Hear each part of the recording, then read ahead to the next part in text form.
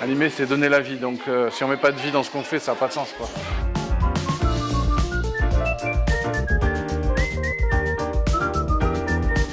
Il y a le ciel, les oiseaux et la mer.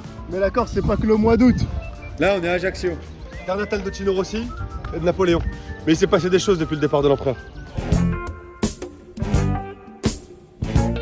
Là, on est au quartier des Jardins de l'Empereur. On va aller voir Emmanuel qui s'occupe de l'espace jeunesse dans le quartier. Vous allez voir, c'est presque comme Corbeil-Essonnes, mais il y a l'odeur de la mer autour.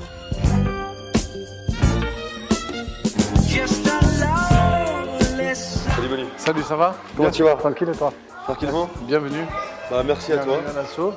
Donc là, on est au Jardin de l'Empereur, c'est Ouais, ça? à l'espace de vie sociale. J'ai commencé dans cette association en 1997. Ah ouais. On a vu l'évolution de l'association, l'évolution du quartier. Et aujourd'hui, on est à la deuxième génération de gens accueillis. C'est-à-dire qu'on accueille les enfants des premiers que j'avais moi en 97. Donc c'est un lien de confiance de très longue date. Ouais. On tourne à 35-40 gosses par jour accueillis dans l'accueil périscolaire, les devoirs, tout ça. Et sur les périodes de vacances, on peut monter à 50 des fois.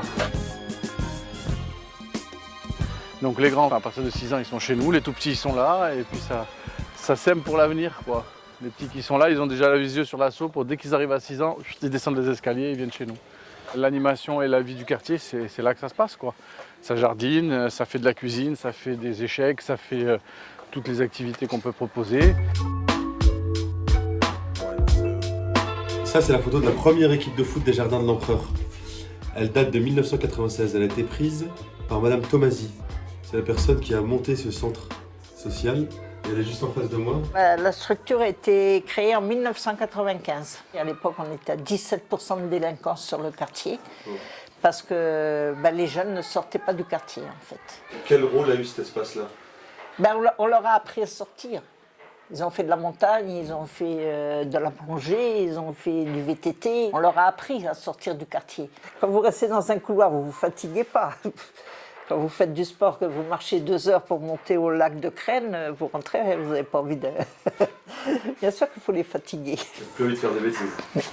Moi, quelque chose qui m'a marqué, moi, quand j'ai perdu mon mari, et maintenant ils ont plus de 30 ans, les jeunes.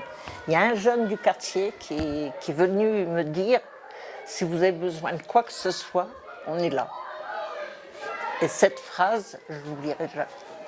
Ça m'a, oui, même maintenant, ça me fait quelque chose.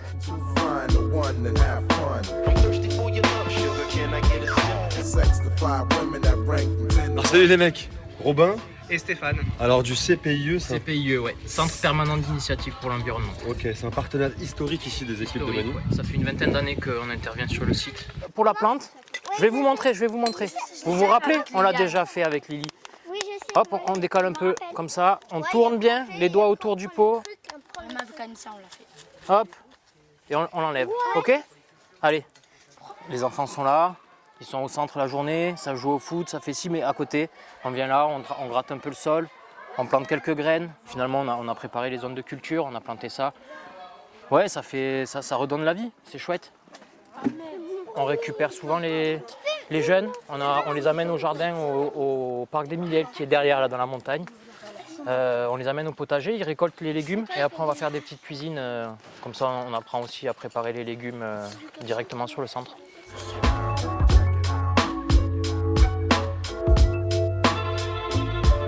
Comme Madame Thomas, Fatima ou Manu, il y a encore un paquet de gens qui se battent de leur côté.